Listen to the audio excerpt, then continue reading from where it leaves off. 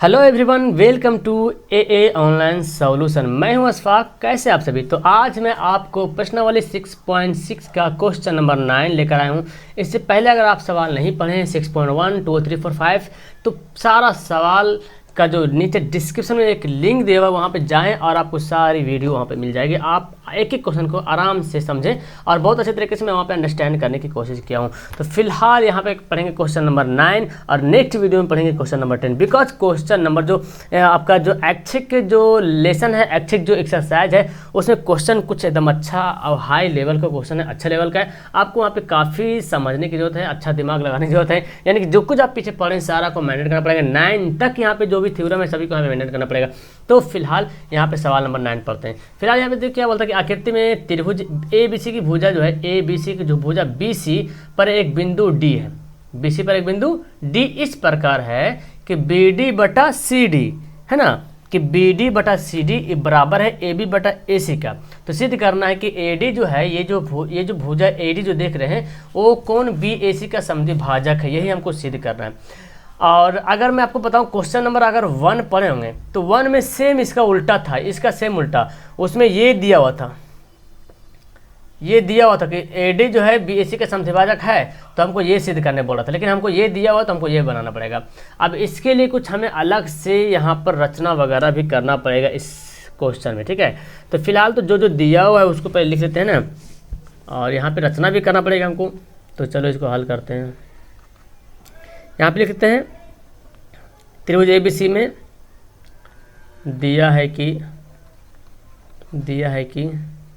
त्रिभुज ABC में क्या दिया हुआ है? हाँ,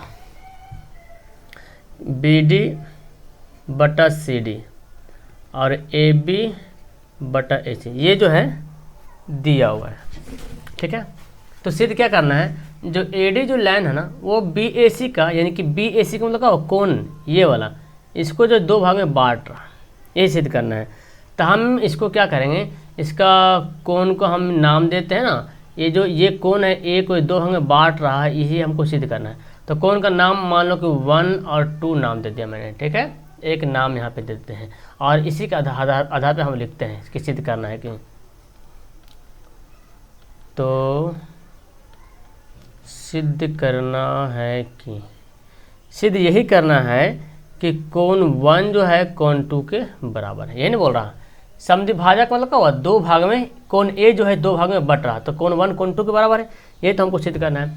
अब यहाँ पर देखें, हमको इसको सिद्ध करने के लिए ये जो दिया हुआ BD बटा CD बराबर AB बटा AC, ये कब होता है साहब? देखो BD बटा CD और AB बटा AC दिया हुआ है।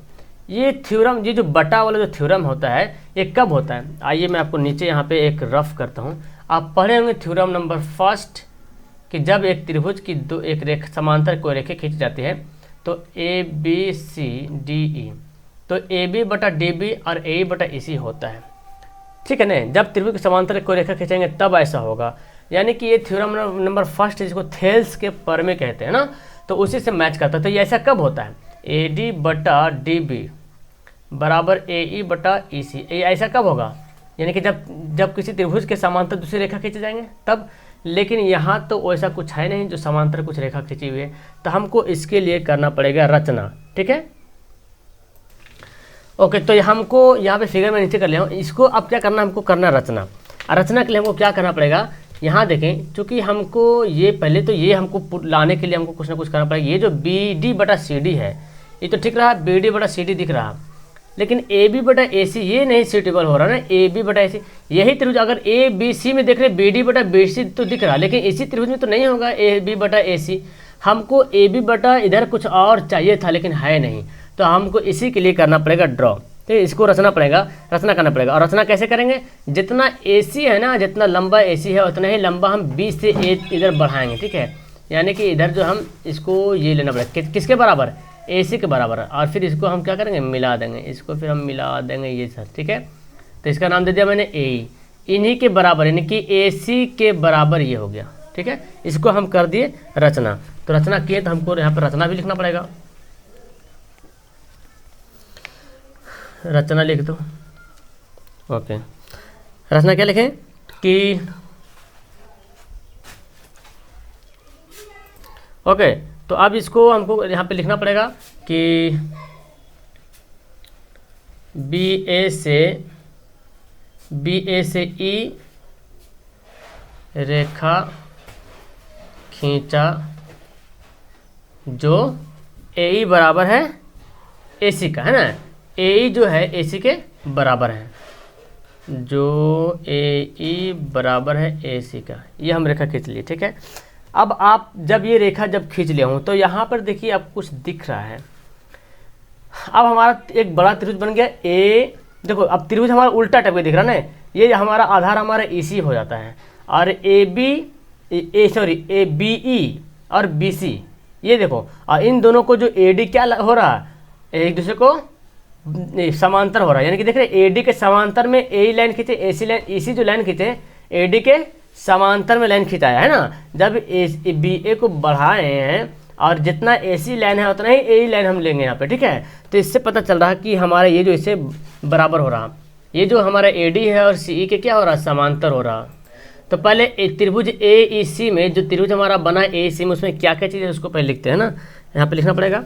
और तो देखिए सबसे पहले तो ये भी जान लीजिए कि ये जो हम लाइन खींचे तो ए ई और ई सी, ए ई और ए सी आपस में क्या हो गया, बराबर हो गया। और आपको पता है जब त्रिभुज की दो भुजाएं बराबर होती है तो उसके संगत कोण भी क्या होता है जी, बराबर होता है ना। उसके संगत कोण भी बराबर होता है। अगर संगत कोण बराबर होगा तो उसकी भुजाएं बराबर होगी, और भुजाएं बराबर होगी तो संगत कोण भी बराबर हो जाएगा। तो आपको लिखना पड़ेगा त्रिभुज ए सी में, प्रमाण यहाँ पे करते हैं, त्रिभुज ए ई सी में, ठीक है। क्या लिखते हैं कि ए ई जो है ए ई बराबर है ए सी का, ए ई ए सी का क्या हो गया, बराबर हो गया, है ना। ए ई ए सी का क्या हो गया, बराबर हो गया। तो यहाँ पर हम ए ई बराबर ए सी लिख सकते हैं, क्योंकि हमारा जब इसको लाइन खींचे तो हमारा बराबर हो गया। और ये कैसे आया, तो इसको लिख लेंगे यहाँ पर रचना से ना, रचना से ये आया। और मैं अभी तुरंत बताया हूँ जब इसकी दो लाइन बराबर हो जाएगी तो इसके दो कोण भी क्या होंगे, बराबर होंगे, यानी कि कोण सी और कोण ई। तो हम इसका नाम देते हैं, सबसे बेहतर होगा 3 नाम देते हैं यहाँ पे, और यहाँ पे नाम देते हैं 4, ठीक है। तो कोण 3 और कोण 4 क्या हो जाएगा, आपस में बराबर हो जाएगा। कोण 3 बराबर कोण 4 कैसे बराबर हो जाएगा, तो हमको लिखना पड़ेगा यहाँ पे लिखना पड़ेगा भुजा के संगत कोण, ऐसे लिख रहे हैं, भुजा के संगत कोण बराबर होते हैं, ठीक है। ये लिख लेंगे, भुजा के जो संगत कोण है क्या होते हैं, बराबर होते हैं। यहाँ पर तो लिख लिए। अब इसके बाद हमारा और दिया हुआ है, अब देखो ये तो दिया, पहले हमारे बी डी और सी डी दिया हुआ है ना, बी डी बटा सी डी बराबर ए बी बटा ए सी, ये दिया हुआ है। तो पहले इसको लिखते हैं बी डी बटा सी डी, ये किसके बराबर दिया हुआ है, ए बी बटा ए सी के बराबर दिया हुआ। लेकिन अभी हम लोग तुरंत बनाए हैं कि ए बी जो होगा वो इसके बराबर होगा। हाँ, तो ए सी अभी माने ए ई बराबर ए सी है, तो हम ए सी की जगह पे ए ई भी लिख सकते हैं, है ना। ए सी चूँकि अभी हम जब प्रमाण से किए हैं, रचना से ए ई ए सी के बराबर है, तो इसमें हम पुट कर सकते हैं वैल्यू, तो लिख सकते हैं बी डी बटा सी डी बराबर ए पी, और ए सी की जगह पे क्या लिखते हैं, हम ए ई लिख देते हैं। कैसे, तो यहाँ पे लिख देंगे, यहाँ पे चूँकि ए ई बराबर ए सी, है ना। रचना से यहाँ पे लेते हैं, रचना से भी हमको ज्ञात हुआ है, ये दोनों आपस में बराबर हो गया। तो अब देख रहे हैं बी डी बटा सी डी और ए बी बटा ए ई हमारा आ गया, यानी कि फिगर देखें तो पता चलेगा। देखो बी डी बटा सी डी, बी डी बटा सी डी सी लिया हुआ है ना, बी डी बटा डी सी डी या डी सी जो बोलो ना, बी डी बटा डी सी और ए बी बटा ए ई आ गया। तो जब ऐसा आता है, ऐसा कब आता है, आपको अभी तुरंत मैं बताया हूँ। इस त्रिभुज को मैं इस तरह से उलट के बनाता हूँ, ठीक है। देखो आपको अच्छे तरीके से समझ में आएगा, थोड़ा टाइम लगेगा यहाँ पे, समझो। यहाँ पे ये जो नीचे वाला है हमारा है सी ई दिया हुआ है, ऊपर में बी लिखा हुआ है, इधर वाला डी लिखा हुआ है, ठीक है, और इधर वाला ए लिखा हुआ है। अब यहाँ पे समझो, देखो है ना, उसी को हम सीधा कर दिए। तो जब हम बी डी बटा सी डी और बी ए बटा ए सी ए कब लिखते हैं, जब ए डी है ना, जब ए डी और सी का हो समांतर हो तभी तो लिखते हैं जब AD और या DA या AD जो भी हो और CE के क्या हो समांतर हो, तभी तो हम ऐसे लिखते हैं। चूँकि एक थेल्स परमे का थ्योरम ही है ना। थेल्स परमे तो यही बोलता है ना कि जब त्रिभुज के एक भुजा के समांतर कोई रेखा खींची जाती है तो उसके संगत उसके जो भुजाएं हैं संगत उसके भुजा जो होता है उसके समान अनुपात में होता है। तो अगर पहले ही भुजा समान अनुपात में हो तो इसका मतलब है कि ये समांतर है, DA और CE क्या है समांतर है, जो कि यहाँ पे फिगर उल्टा दिख रहा है ना। देखो DA CE के बराबर, थोड़ा सा उल्टा घुमाइए मैंड में फिगर को, सीधा कीजिए मैंड में।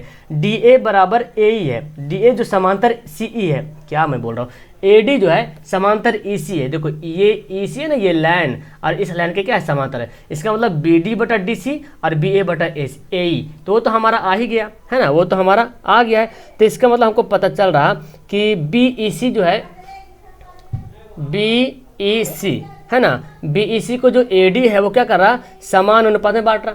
कहने वाला यही है ना कि BEC को जो है AD क्या है समान अनुपात में बांट रहा। तो हम यहाँ पे लिख सकते हैं त्रिभुज B, इसलिए त्रिभुज BEC को AD जो है समान अनुपात में,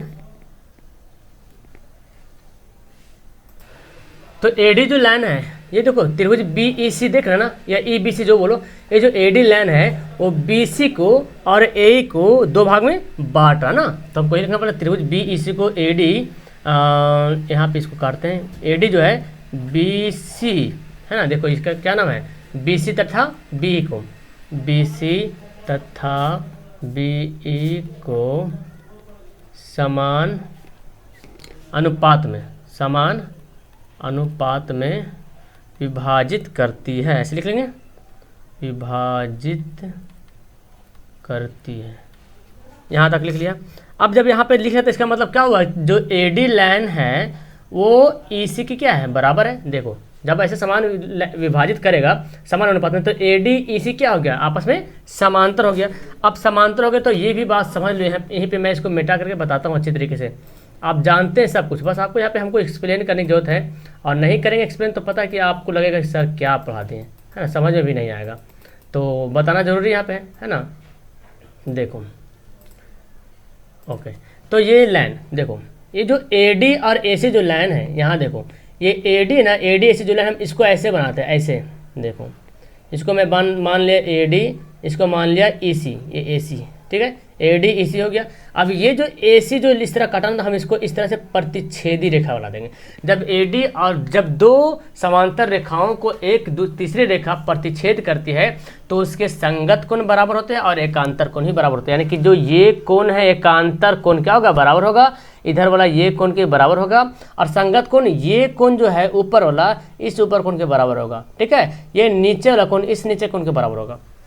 तो इस फिगर से देखो, अगर फिगर को ऐसे उलट देते हैं तो AD और EC समांतर है, इसको जो है ना AE जो है प्रतिच्छेद करा, इसलिए लाइन को हम चाहे तो बढ़ा सकते हैं, यहाँ पे इसको इधर बढ़ा सकते हैं, EC को इधर बढ़ा सकते हैं। तो जब प्रतिच्छेद करा तो पता चल रहा कि दो भुजा जो दो है वो तीन के क्या है, सॉरी कोण दो कोण तीन के क्या आपस में बराबर है कि नहीं, कोण दो कोण तीन के आपस में हमको बराबर दिख रहा है। और फिर इस तरह से देखें कि संगत कोण बराबर कैसे हो रहा, तो कोण 4 जो है कोण 1 के क्या होगा बराबर होगा, संगत कोण है ना, कोण 4 जो है देखो इस भुजा के ऊपर वाला, अभी तो ऐसे ही बताया था ना, इस भुजा के ऊपर वाला, ठीक है, और इसके इधर वाला, तो कोण 4 जो होगा कोण 1 के बराबर होगा। तो कोण 4 कोण 1 के बराबर है। हमको यहाँ पे वही बात को यहाँ पर हमको एक्सप्लेन करके लिखना पड़ेगा। तो यहाँ पे लिख सकता हूँ कोण 1 बराबर है कोण 4 का, कैसे बराबर है, संगत कोण से, संगत कोण से ये बराबर हो गया। फिर कोण 3 है किसके बराबर, कोण 2 का, देखो कोण 3 कोण 2 के बराबर हो गया, कैसे बराबर हो, एकांतर कोण से, है ना, एकांतर कोण से ये दोनों क्या हो जाएगा बराबर हो जाएगा। अब देखो आप ही यहाँ पे बताओ, देखो कोण 3 कोण 4 के बराबर है ना, कोण 3 कोण 4 के बराबर हो रहा, और कोण 3 भी कोण 2 के बराबर हो रहा है ना। तो 2 3 के बराबर हो गया, 3 4 के बराबर हो गया, और 1 और 4 के 1 4 कैसे बराबर हो, संगत कोण। जब फिगर को जब घुमाएंगे ना तो इस तरह से दिखेगा कि ये कोण जो हो रहा इसके कोण के बराबर हो रहा। इसके ऊपर वाला इस लाइन देखो, ये जो लाइन है एडी और ईसी जो लाइन है ना उसके ऊपर वाला कोण ए है और उसको इस लाइन के ऊपर वाला कोण 4 है, तो ये तो होता है संगत कोण। और एकांतर कोण ये दोनों बराबर हो गया। और फिर हमको अभी दिया हुआ क्या था समीकरण फर्स्ट में कि कोण 3 कोण 4 के बराबर, कहाँ गया कोण 3, अभी हम लिखे थे कोण 3 कोण 4 के बराबर, पर यहाँ पे लिखे थे कोण 3 कोण 4 के बराबर है। तो इसको मैं समीकरण फर्स्ट माना तो तब तो लिखूंगा यहाँ पे समीकरण फर्स्ट से, है ना, कोण 3 कोण 4 के बराबर है, कोण 3 कोण 4 के बराबर है समीकरण फर्स्ट से। अच्छा ये जो बराबर हुआ ये कैसे हुआ, संगत सॉरी एकांतर कोण से, है ना, एकांतर कोण से हो गया। तो कहीं ना कहीं आप देखिए कोण 3 कोण 4 के बराबर है, कोण 3 कोण 2 के ही बराबर है, और कोण 4 कोण 1 के बराबर है। तो आप इसे क्या पता कर रहे हो कि कोण 3 4 तो बराबर हो गया और 3 2 के भी बराबर है, और फिर यहाँ पे बोला 4 1 के बराबर, मतलब सभी जो है ना आपस में मिले जुले, सभी एक ही थाली के चट्टे पट्टे, मतलब कि 1 और 2 भी आपस में क्या है बराबर है, और 1 2 ही को तो बराबर करना था हमको, है ना, 1 2 को बराबर करेंगे समविभाजित सिद्ध हो जाएगा। इसका मतलब हो रहा 1 2 के आपस में क्या है बराबर है। तो हम यहाँ पे लिख लेंगे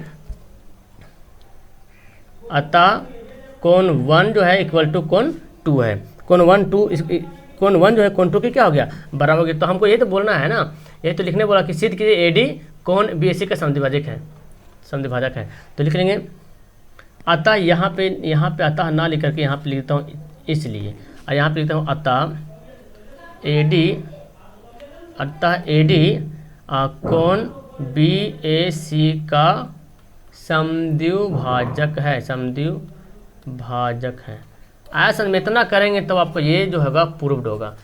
तो खैर इसमें कुछ है नहीं, आपको बस यहाँ पे एक संरचना करना है। संरचना इसलिए करना है क्योंकि आपको यहाँ पे ये लाना है ना, तब तो ये लाएंगे बी डी बटा सी डी और ए बी बटा ए कैसे आएगा। तो चूंकि ये रूल कब आएगा जब हम ऐसा करेंगे और ऐसा कर रहे हैं, जब भी हम ऐसे कर लेंगे तो ए डी और सी आपस में समांतर दिखने लगेगा। तो जब ये जो बटन जो दिया हुआ बी डी बटा डी सी और बी ए बटा ए ई लाए, चूंकि ए ई जो ए सी के बराबर लाए तो इसके बराबर हो गया, तो मतलब ये त्रिभुज क्या हो गया आपस में जो समरूप हो जाएगा त्रिभुज, है ना। तो समरूप जब त्रिभुज हो गया है, हम यहाँ पे समरूपता सिद्ध कर दिए हैं, तो इसका मतलब ये दोनों त्रिभुज बराबर, तो ए डी जो है ए डी ए सी क्या हो गया, ए डी ए सी ई जो है आपस में समांतर हो गया। जब समांतर होता है तब कोण को ही बराबर कर रही है, ये दोनों तो 3 4 बराबर हो गया, ये संगत एकांतर कोण से 3 2 बराबर हो गया, 1 4 संगत कोण से बराबर हो गया। तो इस तरह जब तीनों आपस में देखें तो सब के सब आपस में बराबर दिख रहे हैं, मतलब 1 2 के भी क्या है बराबर है, और वही 1 2 के बराबर तो सिद्ध करना था। तो यहाँ पे हमारा प्रूव हो गया, ठीक है। तो खैर क्वेश्चन थोड़ा सा है, आपको 2-3 बार प्रैक्टिस करने की जरूरत है, तभी आपको अच्छे तरीके से और अच्छे तरीके से समझ में आएगा, ठीक है। तो चलो वीडियो को करता हूँ यहाँ पे लास्ट, मिलता हूँ मैं आपको नेक्स्ट वीडियो में। That's all, thank you everyone.